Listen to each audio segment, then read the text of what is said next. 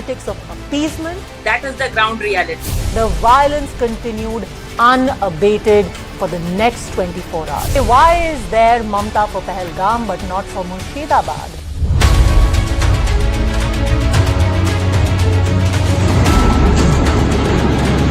Everyone in Pakistan is saying that India has punished us. We are all agreeing that Operation Sindoor is a success. तो problem क्या है? किसका नमाज़े जनाजा निकल रहा था बहावलपुर में और रावलपिंडी में?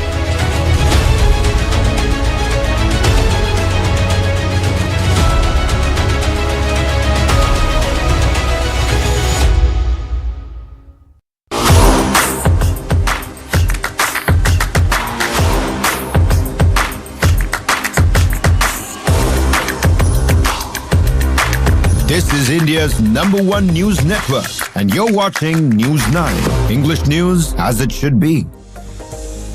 Very warm welcome. You are watching News 9, and we are bringing you the RBI's Monetary Policy Committee's rate decision. Governor Sanjay Malhotra is expected to start speaking very shortly. The Reserve Bank of India is expected to reduce its benchmark interest rate for the third time in a row following the Monetary Policy Committee meeting today. A more growth-friendly, accommodative stance is likely to be continued with, meaning more rate cuts are likely to follow. Now remember, the RBI's MPC began its meeting on June 4th, 2025. Governor Sanjay Malhotra will announce the outcome of the two-day deliberations today. Now, while a 25 basis point cut in the repo rate to 5.75% is largely on expected lines, SBI Research suggests a 50 basis point could be coming in as well. Now, investors will be closely following what RBI's guidance on inflation and GDP growth forecast for this financial year, FY26, are likely to be, along with the risks on the horizon. And these risks range from some domestic and some external risks, from monsoon in India to oil prices in the world, and other external threats which may be emanating from Russia's promised retaliation on Ukraine to the Trump-induced trade wars. Now, what does it mean for you, the consumer? Well, for the loan seeker in India, hopes are pinned on the RBI to direct banks and NBFCs to transmit the lower rates to end consumers very quickly. Now, remember, what usually happens is that every time the central bank hikes interest rates, banks are quick to offer that to consumers, but the reverse of that is not always true. Let's get you live visuals of RBI Governor Sanjay Malhotra. Has somewhat ebbed since the MPC met in April, in the wake of temporary tariff relief and the optimism around trade negotiations. However, it is still high to weaken sentiments and lower global growth prospects. Accordingly, global growth as well as trade projections have been revised downwards by multilateral agencies. Moreover, the last mile of disinflation is turning out to be a little more protracted. As growth-inflation trade-offs is becoming more challenging, monetary authorities are charting out a more cautious and carefully calibrated policy trajectory. Looking beyond the near term, growing economic and financial fragmentation is reshaping the global economy. Besides complex interconnections with the financial system, elevated debt levels, and growing influence of frontier technologies like AI are raising financial stability concerns. Amidst heightened volatility in capital flows and exchange rates, coupled with constrained policy space, central banks of emerging market economies have a tougher task to stabilize their economies against global spillovers. In this global milieu, the Indian economy presents a picture of strength, stability, and opportunity. First, strength comes from the strong balance sheets of the 5 major sectors: corporates, banks, households, government, and the external sector.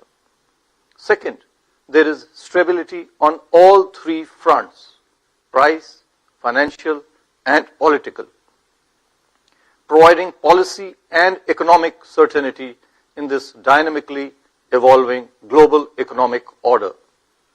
Third, the Indian economy offers immense opportunities to investors, both domestic and foreign, through 3Ds, demography. We have a high proportion of the working age population which is growing. It is becoming more literate, it's becoming more educated, more skilled, urbanized. Then there is the third D, the second D, the digitalization. We have very advanced and sophisticated public digital infrastructure. And domestic demand is the third D, which we are talking about over here, which is very important given the trends of deglobalization. This 5x3x3 matrix of fundamentals provides the necessary core strength to cushion the Indian economy against global spillovers and propel it to grow at a faster pace. We are already growing at a very fast pace. 6.5% is the highest, not only last year amongst major economies, but even in the last decade.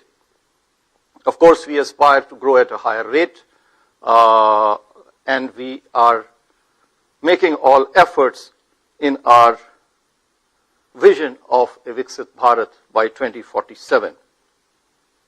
I now come to the Monetary Policy Committee decisions.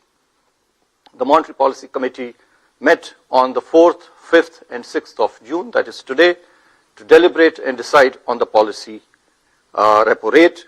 And after a detailed assessment of the evolving macroeconomic and financial developments and the economic outlook ahead, the MPC decided to reduce, which is widely expected, the policy repo rate under the liquidity adjustment facility by 50 basis points to 5.5%. I repeat, the reduction recommended by the MPC is for 50 basis points to 5.5%.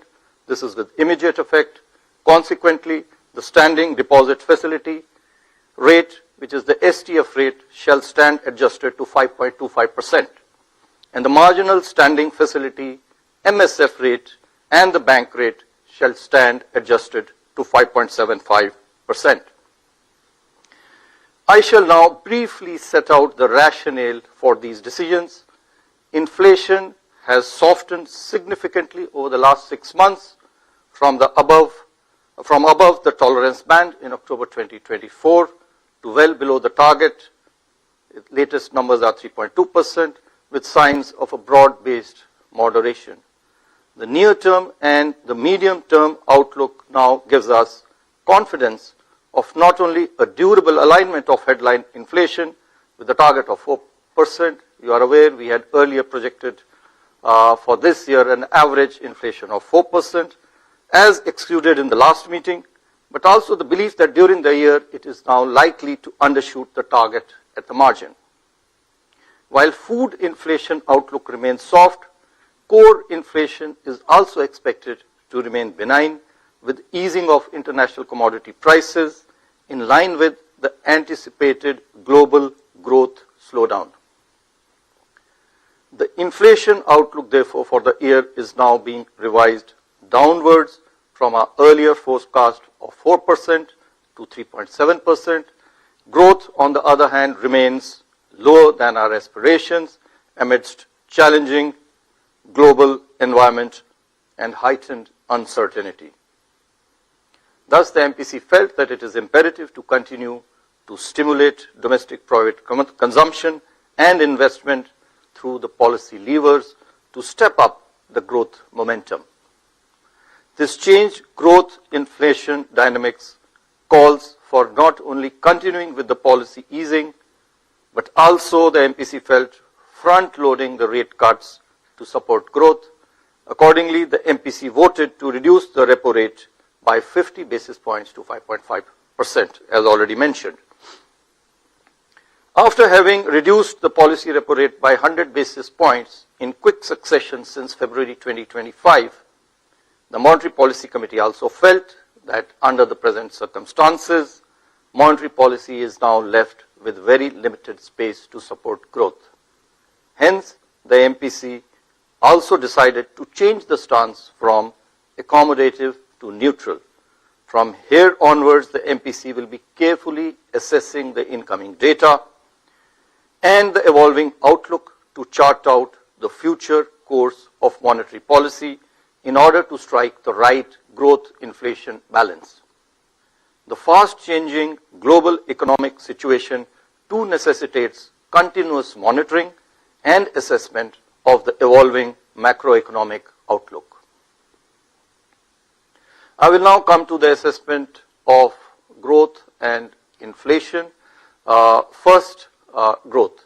The provisional estimates released by the National Statistical Office placed India's real growth in 24-25 last year at 6.5%.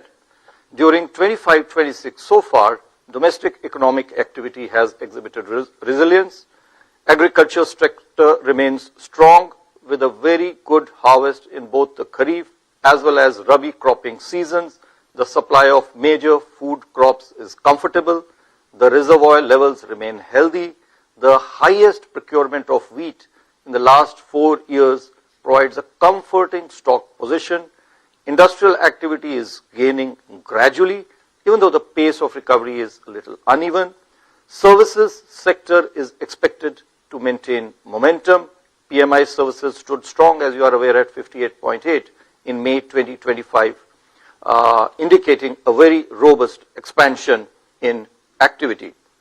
On the demand side, private consumption, which is the mainstay of aggregate demand, about 56% of the total GDP, remains healthy with a gradual rise in discretionary spending. Rural demand remains steady while urban demand is improving. Investment activity is reviving as reflected by high frequency indicators that we track. Merchandise exports recorded a strong growth in April 2025. Of course, this could be because of some front loading, but this is after a lackluster performance in the recent past.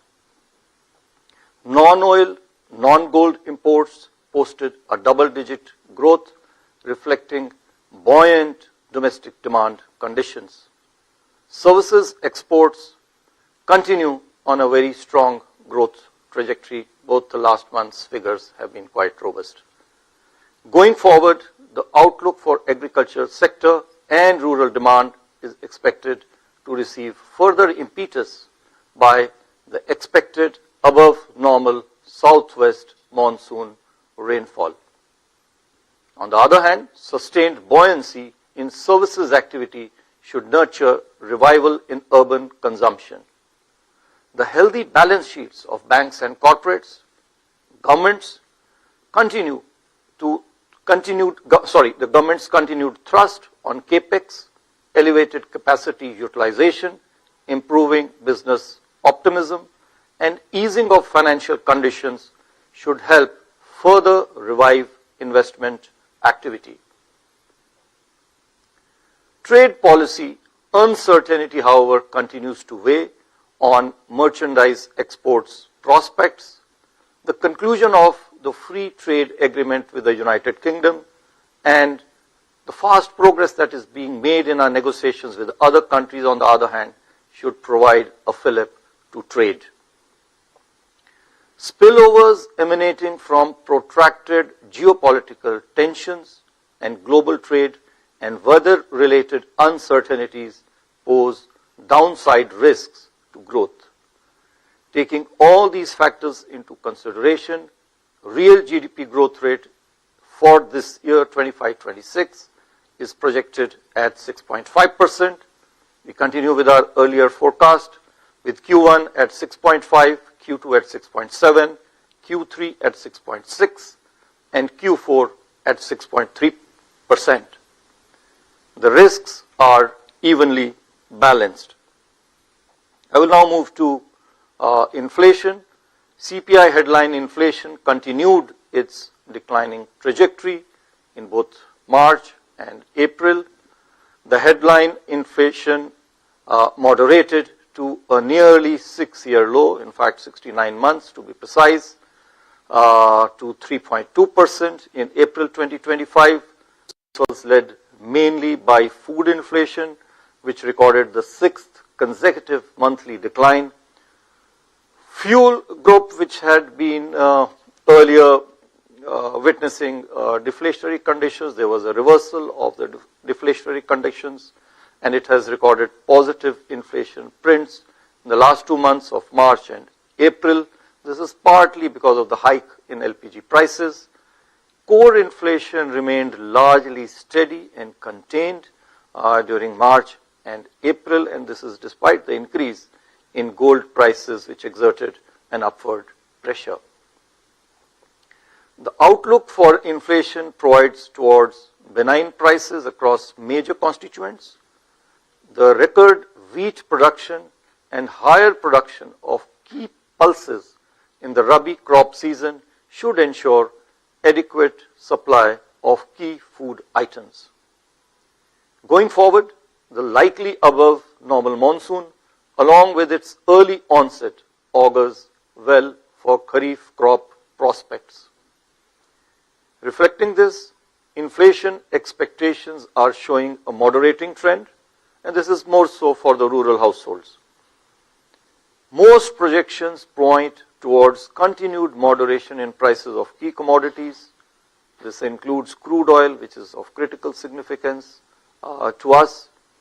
Notwithstanding these favorable prognoses, we need to remain watchful of weather-related uncertainties and the still evolving tariff-related concerns with their attendant impact on global commodity prices. Taking all these factors into consideration and assuming a normal monsoon, CPI inflation for the financial year 25-26 is now projected at 3.7%, as I mentioned earlier. This is a downward revision from our earlier forecast of 4%. We are projecting inflation for Q1 at 2.9%, Q2 at 3.4%, Q3 at 3.9%, and Q4 at 4.4%. The risks are evenly balanced. I'll now come to the external sector. With a moderation in trade deficit in Q4 24-25, alongside strong services exports and remittance receipts, the current account deficit for last year 24-25 is expected to remain low. We are yet to get the final figures. Furthermore, despite rising geopolitical uncertainties and trade tensions, India's merchandise trade remained robust in April 2025. As imports grew faster than exports, trade deficit, however, widened during the month, which is the month of April. Going forward, net services and remittance receipts are likely to remain in surplus, counterbalancing the rise in trade deficit. The current account deficit for this year, 25-26, is therefore expected to remain well within the sustainable levels. On the financing side, in 24-25, foreign portfolio investment to India dropped sharply to $1.7 billion, as foreign portfolio investors booked profits in equities. Net foreign direct investment, FDI, too moderated. I would like to take a moment over here because there has been large and widespread commentary on this moderation of net FDI. Now we look at net FDI primarily because of our concern regarding foreign exchange reserves, where the net becomes important. It's not only the net the inflows but also the outflows, which actually lead to either an accretion or a depletion in the foreign exchange reserves. However, when it comes to investment, then it is the gross FDI which is actually important, and gross FDI last year actually increased quite sharply. 14% is a very robust growth that we had, $81 billion. And so India continues therefore to be an attractive investment destination, despite there being a moderation, as we are seeing, in net inflows, which is primarily because of rise in repatriation, which is again a very good sign of a maturing market, where foreign investors can enter and exit smoothly, and at the same time higher gross FDI, which is again a sign of our large industrial and other companies going out and investing. So on the whole, gross FDI is high, which indicates that India continues to be a good and attractive investment destination. External commercial borrowings and non-resident deposits, on the other hand, witnessed higher net inflows compared to the previous year, as on May 30, 2025, India's foreign exchange reserves stood at $691.5 billion US dollars.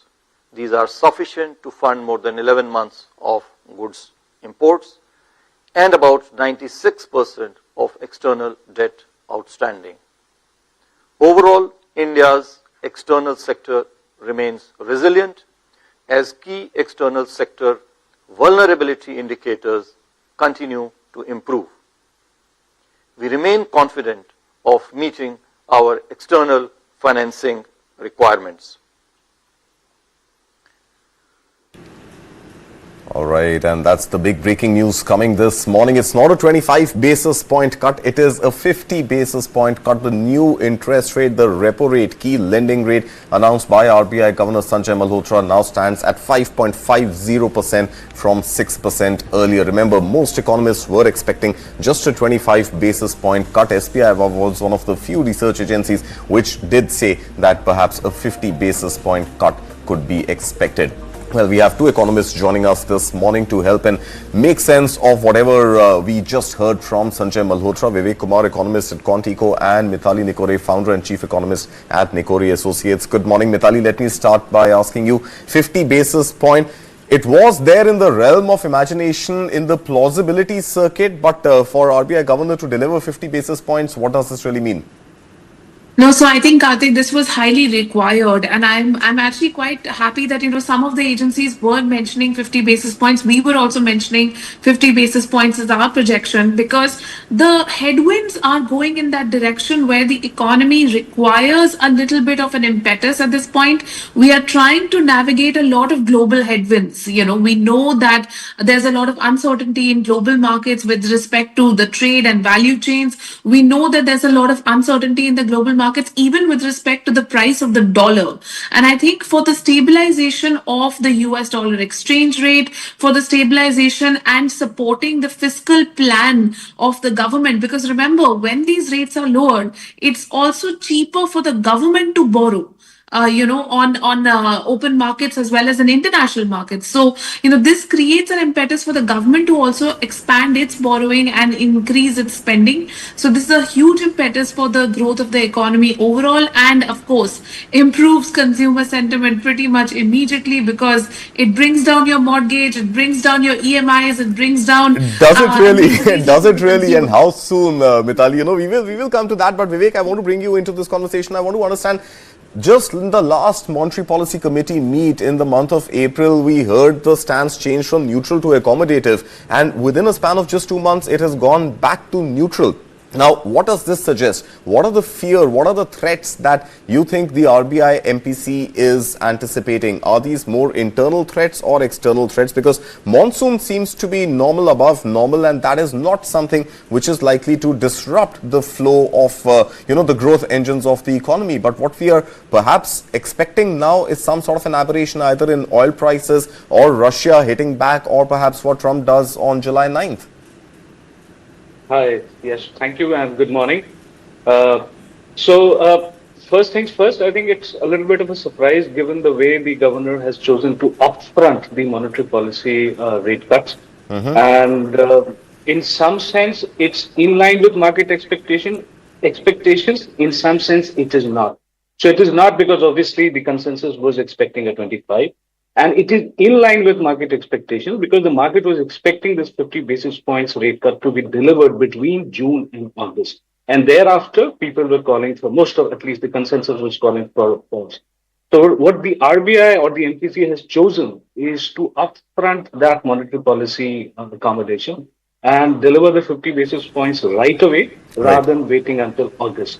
So Right. what this leaves to the MPC then is that instead of turning neutral in August, they are turning neutral now. Okay.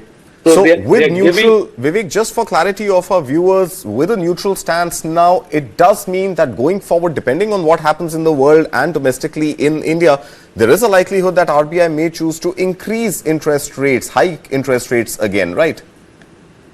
so technically this is what a neutral stance would mean, that the probability of an interest rate hike or an interest rate cut should be roughly even. And the path forward should be completely dependent upon data.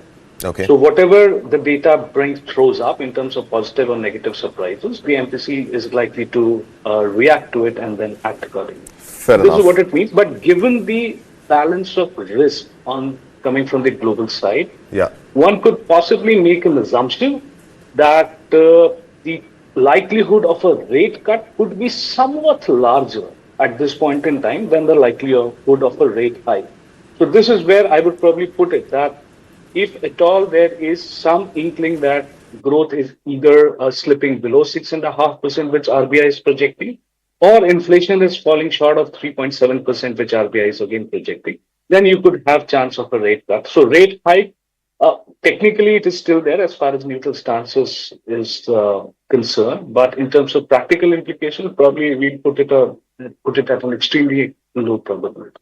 Probability, but of course in the realm of plausibility. Mitali, you were talking about how consumer sentiment is likely to get a fillip with this 50 basis point cut bonanza. But the point really is that for whatever reason, and we know the reasons, actually it is net interest margins, but banks and NBFCs choose to transmit the cut in interest rates.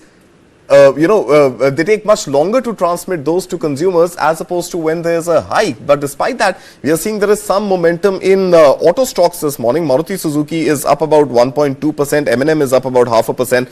Tata Motors is not reacting really to this rate cut announcement just as yet. But it does seem that auto stocks and going forward, perhaps even housing stocks is where there is likely to be some momentum. But again, come back to the transmission challenge. How soon can consumers expect relief on their loans?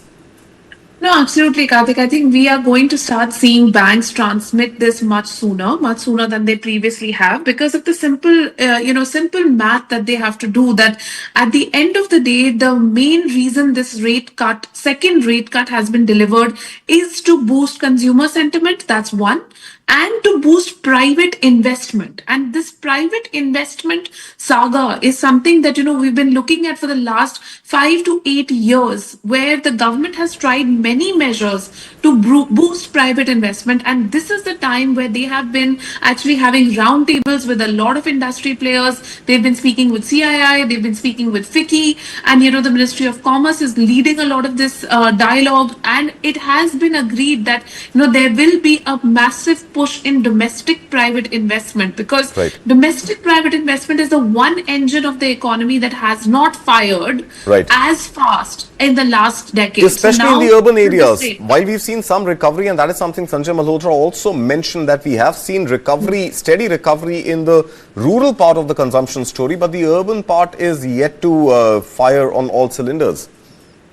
Exactly, Karthik, and that's quite a conundrum, isn't it? Because at the end of the day, the rural consumer can only drive growth so much. The amounts and the levels are still far lower than, the urban consumer. So what we're starting to see is a little bit of an inequality that's creeping in, to our growth story, and we need to correct that, and we need to take those measures now. We need to start seeing the tier 2, tier 3, tier 4 real estate markets pick up. We need to start to see the tier 2 to tier 4 consumption expenditure pick up, and with this rate cut, this is one of the levers to actually deliver on that. All right. Vivek, GDP growth forecast staying static at 6.5% despite a solid 50 basis point reduction. No change really in the forecast of GDP, coming, of course, on the back of what we saw as a surprise, not a positive surprise, on how FY25 ended compared to the 9.2% of FY24. FY25 ended at just 6.5%. The same assumption, the same forecast which was stated in April continues to be true at 6.5% for FY26. Is this in line with your expectations? Yes, so pretty much. So, but before we talk about GDP, just a quick mention of another announcement from the RBI which has come. which is a 100 basis points reduction in the CRR.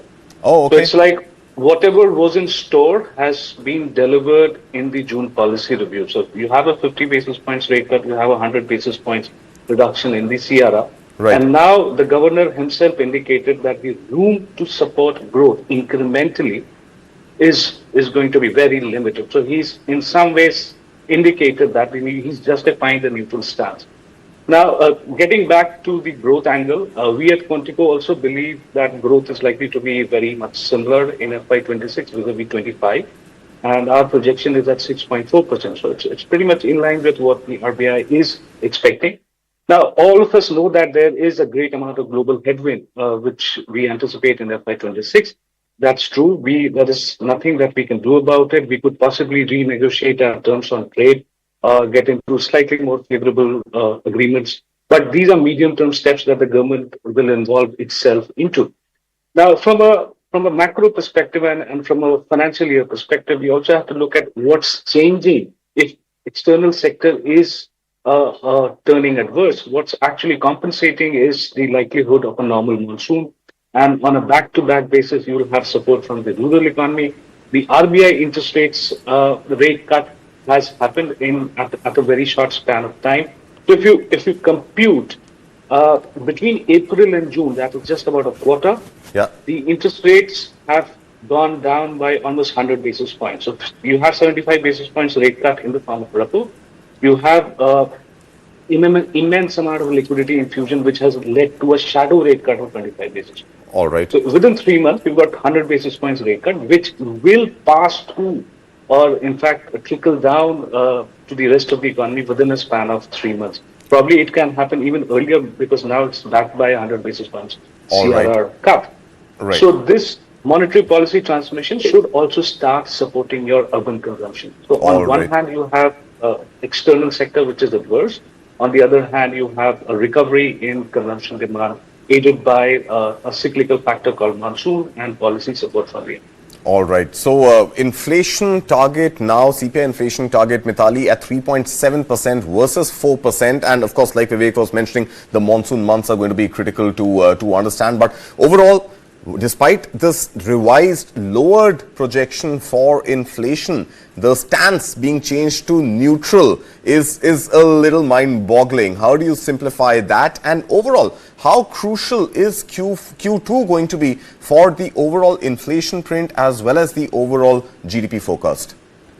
So, Karthik, lots of points there. I'll just break it down into a couple of reflections. The first one on inflation. I think, when we are looking at each year when you and I speak about this, we often say, why is it that the investments were not already in place before the monsoon season came in for climate resilient infrastructure? Because that is the fiscal policy and not the monetary policy, and we end up discussing this only around the time of a monetary policy. Exactly. But at the end of the day, we are talking about a whole economy, and we have to think about the fact that we need more and more investments in our cold chains. We need more and more investment in the logistics infrastructure. Of course, each year this is improving. It's not as though it's not improving.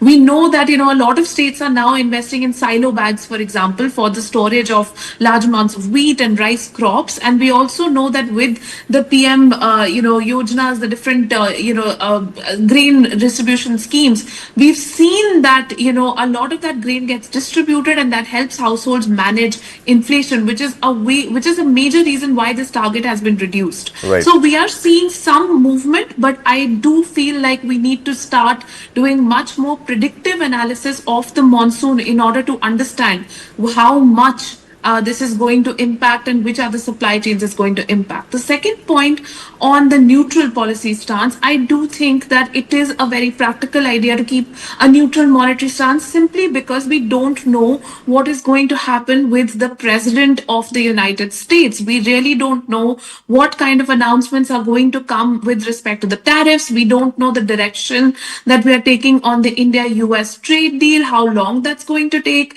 how that's going to impact our trade trade, projections, and that is something where, for making trade financing more affordable, it becomes important for us to keep the stance at neutral, because tomorrow, if there are certain, global trends that come in which affect the dollar rates, we have to immediately go for maybe a rate increase as well. And finally, on the GDP projections, I would just say that, no, at this point in time, we should always be very thankful that the Indian economy has provided, a petri dish for the whole world to come and see what happens when you have decisive leadership. We just had the show that we did a few days ago on 11 years of Prime Minister Modi's leadership. And I really feel that the fact that the velocity in the decision making has been so fast, we've had clear policy direction and guidance which has been consistent for a decade and more. And we now have, a plan to move into newer directions on better technology, on semiconductors, on electronics. We have the production linked incentive schemes. All of these ideas are working. And that is why we're on this growth path. If it was not for these ideas, if we'd had a policy vacuum, we would not be on this growth path. So I think on the growth path, I'm less worried, but I am worried about the growth distribution, and for that growth to be distributed much more in tier 2 to tier 4 cities, as opposed to just tier 1 cities, and then some backed by rural consumption. So I think this, decision today will aid that process. Right, Mithali, well, I will let you go on that note. Thank you so much for joining us here on News 9 this morning on this very important announcement day. Vivek Kumar continues to be with us. But before I come with my next question to Vivek, let's just listen in once again to that massive announcement made by Sanjay Malhotra just a few minutes ago. Let's listen in to what he said on the repo rate cut. The Monetary Policy Committee met on the 4th, 5th and 6th of June, that is today, to deliberate and decide on the policy repo rate, and after a detailed assessment of the evolving macroeconomic and financial developments and the economic outlook ahead, the MPC decided to reduce, which is widely expected, the policy repo rate under the liquidity adjustment facility by 50 basis points to 5.5%. Right, so that was that massive announcement coming, 5.5% being the new interest rate, the new repo rate announced by RBI Governor Sanjay Malhotra. Just a few minutes back, we also now have a market guest joining us. Kranti Batini is with us this morning on the show. Kranti, good morning. Pleasure having you as always. Help us understand this announcement that has come by way of the CRR cut by 100 basis points. The banking stocks really seem to be rejoicing on that announcement. HDFC Bank is up about 0.7%. Bajaj Finance, in fact, is up almost 2.75%. Axis Bank is up about 1.6%. SBI, Kotak, both over 1% in gains this morning. Kranti, what are you making of this announcement, and what does this really mean for banking stocks from here? Hi, Karthik. Yeah, I never witnessed such a very aggressive monetary policy from Indian Reserve Bank in the recent past. Very aggressive, and it's a pro-growth measures what they have taken. Definitely, it supports the growth of the economy because of a lot of uncertainty was prevailing in the global markets at this point of time. Reducing key monetary measures, CRR 100 basis points and the key interest rates to 50 basis points, where the consensus view was around 25 basis points. It definitely, the RBI MPC committee surprised the street this morning. This will help the banks to increase their NIMs and credit growth, banks and NBFCs, and also interest rate sensitives like the autos, real estate, and these are the direct beneficiary. And also this will help the growth to further regenerate in the coming quarters. It's a very welcoming move, Karthik. Welcome move and should augur well for the economy. In fact, the News 9 edit that we released this morning was exactly pinning its hope on this very decision by RBI Governor Sanjay Malhotra, asking for him to bite the bullet and double down on the repo rate cut to 50 basis points, and that's exactly what we are seeing this morning. Vivek Kumar continues to be with us. Vivek, I want to understand now from you, how does a rate cut, such a massive rate cut of 50 basis points, now align with what else we are seeing in the world. So, for example, yesterday the European Central Bank did cut interest rates by 25 basis points, but the US has been absolutely static. We've seen no rate cut despite the pressure that Donald Trump is trying to put on Fed Chair Jerome Powell. So, in the overall scheme of things, especially in the context of foreign flows coming into India, which is also something that Sanjay Malhotra just spoke about, now how does this rate differential, yield differential really pan out for the Indian economy? Well, to put things in perspective, if you see how markets have reacted, when I say markets, the interest rate market in India and the foreign exchange market, which are more attuned to what the governor has announced in the last 30 minutes or so, they're absolutely flat. And bond markets, they initially rallied after the 50 basis point rate cut. But as soon as the statement came that the stance has been changed to neutral, all the gains were given back, and the markets are currently absolutely flat. And the similar outcome is seen in case of rupee movement. So globally, if you scan the surface, the picture that emerges is pretty diversified. And what the ECB did yesterday was they did meet market expectations with respect to a 25 basis point rate cut. But similar to what RBI said in terms of their stance, the ECB press conference also tells you that now they are at the end of their rate cut cycle. And that's why probably the currency started to appreciate. The interest rate yield or the bond yields in the Eurozone actually moved up despite the 25 basis points rate cut by the ECB. And most of the other developed countries' central banks are also approaching the end of their monetary policy easing cycle. As far as Federal Reserve is concerned, they had last indicated scope for a 50 basis points rate cut. And this was for the calendar year 25. This was in the month of March. Their updated forecasts will be available in June policy, which is just a few days away from now. And the expectation is that they are going to stick to that 50 basis points projection of a rate cut room for 2025, despite the political pressure that the US administration, the Trump administration is putting up. And the reason why they would probably stick with that 50 basis points rate cut scope is there is still a little bit of slack which is there in the economy, which needs support. And although there has been some bit of inflation relief, but there are also upside risks which could potentially emerge from the tariff negotiations which are going.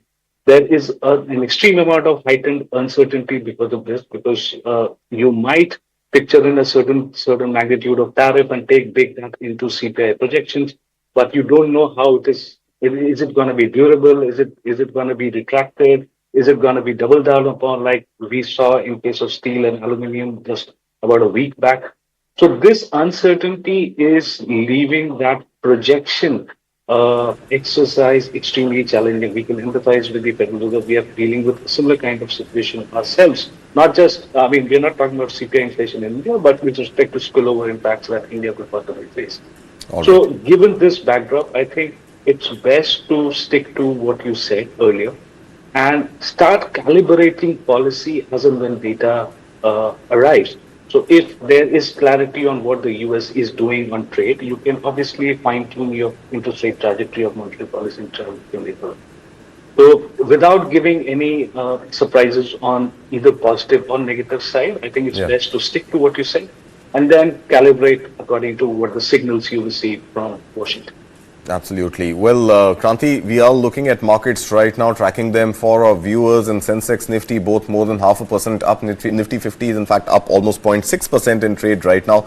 And no surprise, two sectors which are delivering wealth for investors today happen to be the banking sector and the auto sector. And we are seeing massive gains there. But for some reason, we are seeing, Tata Steel is down about 1.4%. JSW Steel is up about 1.8%. So, there's also this little bit of a conundrum in the same sector between stocks. So there seems to be some sort of a domestic demand versus global demand and tariff also being played out in the markets today. But overall, it does seem like a good day for the markets and something which by way of policy announcement is going to augur well for investments going forward, isn't it?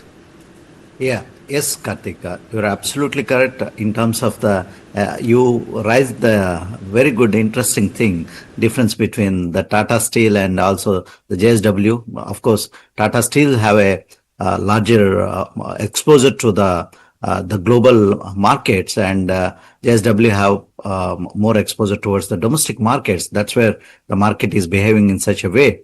But by and large, the policy measures which the market, the MPC RBI government, RBI has made, it's really surprised the market in a positive way, and that's how what we are witnessing is market is slowly inching towards the 25,000 level. That's what we are witnessing in the market at this point of time. By and large, it's a pro-growth kind of a MPC committee that has delivered these kind of rate cuts, which is positive for the markets. Vivek Kumar, before I let you go, one final question to you, and this one comes specifically again an announcement that we heard from Sanjay Malhotra that India's non-gold and non-oil imports are also showing robust demand, and this is again something which seems to be at a sort of crossroads of, are imports good for the economy, are imports bad for the economy? Because when we're talking about GDP growth, we don't really want imports to be robust, we want imports to be lesser as compared to exports. But when we talk about the trade deficit, then of course you don't want imports to be good again. But the fact that it also denotes that there is greater demand, which means there is more spending capacity for those imports to happen. How do you explain this to a layman? So, it's a difficult one. You put it very simply, but I would say that, so from a trade deficit perspective for an emerging market like India, what matters is what is the color of that deficit? Is it more consumption oriented? Is it more investment oriented? If the deficit is predominantly on account of consumption oriented goods, then you have a little bit of a concern.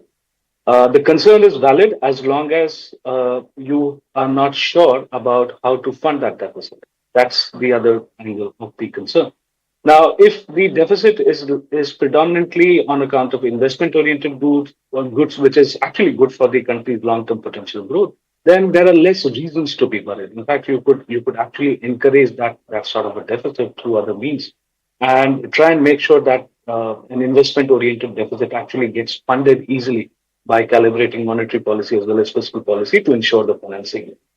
Now, what is exactly happening in case of India currently? Well, it's a good mix, I would say. So you have on one hand a deficit which looks like to be consumption oriented. At the other end, you also have a deficit which is supporting your investment. So there are various intermediate goods which enter the trade deficit through, let's say, countries like China, countries like US, countries like continents like Europe. And that actually helps in supporting economic activity. And in fact, there is a fair degree of re-exports which are linked to the imports that you do, which actually helps your export market also. Mm-hmm. So having a sense as to, I think it's better to look at the aggregate picture, and the aggregate number is still looking like it's going to be less than 1% international GDP. Whereas the long-term average for India's current account deficit is closer to 1.5, 1.6%. So we are undershooting that trend, and that's a relief, I would say, in the current global environment, because in the current global environment, capital is going to be scarce. Right. So if you're keeping your deficit below your long-term trend, then you could be in a better situation to focus it. All right. And one final question to you, Vivek, and this one comes on way of oil and oil prices globally, which again becomes a very, very important parameter to take into account when we talk about India's growth. Now, till about 8 months, 9 months back, all of last year, we wanted oil prices to remain below $100 a barrel. And right now, we are assuming that for India, oil prices remaining in the range of $60 to $65 a barrel is going to deliver growth. Now, the point really is, if Russia decides to retaliate, if globally, again, we see that there is going to be a spike in oil prices and oil prices do breach that $65 a barrel, how much of a threat do you anticipate that to be for India's growth? Well, the threat is always there, but in terms of how much devastation it could potentially cause, well, it's something which would be in the nature of conjecture if one would do so right now, because whether oil prices would move up by $10 or whether they would move up by $30, it's hard to predict at this point in time. However, having said that, we can take comfort from the fact that oil prices remaining at 65 is a collateral benefit of the global slowdown that we've been talking about. So while yes, there is global slowdown, but it also reflects in lower oil prices, which actually helps your inflation picture. Now, if let's say prices were to escalate on account of geopolitical concerns, and if you move towards $80 would still be a level where India wouldn't mind uh, it to be, because $80 still seems to be the comfort level or the sweet spot where India could manage its domestic macros much more comfortably. All The right. problem will start when you have oil prices in triple digits. Right, of course. Well, I think there's still some way to go before oil prices do hit that triple-digit mark. But Vivek Kumar, thank you so much. As always, pleasure having you here with us on News 9. Kranti, I want to come back to you on markets specifically. And now the view really seems to be that with this 50 basis point cut delivered and with growth projection unchanged, at least there's no negative news on the growth projection, there seems to be a moment where we could expect some foreign flows to come into the Indian stock markets, but because of the differential between the interest rates and the yields that the US bond market risk-free investments will deliver versus what the Indian bond market will deliver, it seems that perhaps India's debt market could be under pressure. Is that a right assumption to take at this moment? Yeah, little bit of debt market can be under pressure. But the primary thing is, okay, of course, one hand, the government want to balance and increase the exposure of Indian debt market. They want to take it to the more favorable to the international market. But at the same point of time, the other hand, we should not compromise the growth when there is a looming uncertainty across the globe, Karthik. RBI have taken a very interesting measure. It's quite surprising to the markets, even for the debt as well as equity markets also. They have their prime objective is to sustain the growth and take the growth measures going ahead. That's the reason they have taken a very aggressive measures. I never in the recent past of my memories, okay, MPC have a tendency to disappoint the investors always, but this MPC is something different. They completely surprised the investors on a positive note. They have given a bonus to the market this time. Right. So last so many times that we've spoken, Kranti, we've said that, and especially on days that markets have been flat, I think we've always come to agree on the fact that there's a missing positive trigger for stock markets, and everything what was happening domestically and globally was pretty much on expected lines. Even the uncertainty arising out of what is happening internationally, especially with Donald Trump, was yet on the expected line. So is this finally that positive trigger which will have a lasting impact on Indian equity markets? Definitely, Karthik, definitely. RBI have taken, because perennially we have a tendency, if you see the history of RBI monetary policy, okay, they always try to maintain a very tight liquidity measures, despite of the loose monetary policies, zero interest rate policies across the globe. RBI have a tendency to maintain a very strong stringent liquidity measures. That's what RBI tend to take. But this time, due to the different factors and the uncertainty that has been raising across the globe, when the Federal Reserve is sitting strong, tightly with their monetary policies, the Indian RBI, the central bank, went out and taken these kind of decisions, really surprises the market at this point of time. Even in fact, the global investors also. All right. Well, of course, a positive surprise there and a positive trigger, the much-awaited positive trigger. Kranti Batini, as always, pleasure having you. Thank you so much for being here with us on this very special announcement of the MPC decision day. And meanwhile, markets, of course, are reacting positively. The banking stocks and auto stocks are both rejoicing the bonanza of a 50 basis point reduction that Sanjay Malhotra has just delivered for them. Well, we will leave it at that this morning. As we speak, Nifty is nearing that 25,000 level, while Sensex is comfortably above the 82,000 levels. This morning, volatility in the market is low, down to just 14.84. Well, let's hope the momentum continues. And with that, it's a wrap. Thank you so much for watching. News, of course, continues right here on News 9.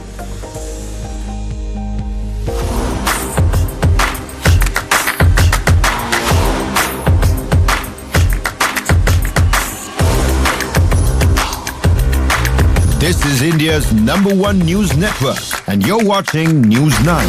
English news as it should be. Associate sponsor NECC, Sunday ho ya Monday, रोज खाओ अंडे. fertility rates in South India have dropped more sharply. In the future, you can see it going further down. Population aging is definitely a cause of concern. This is an alarming situation. Horror of horrors, the Pollachi horror. Anna University case is despicable.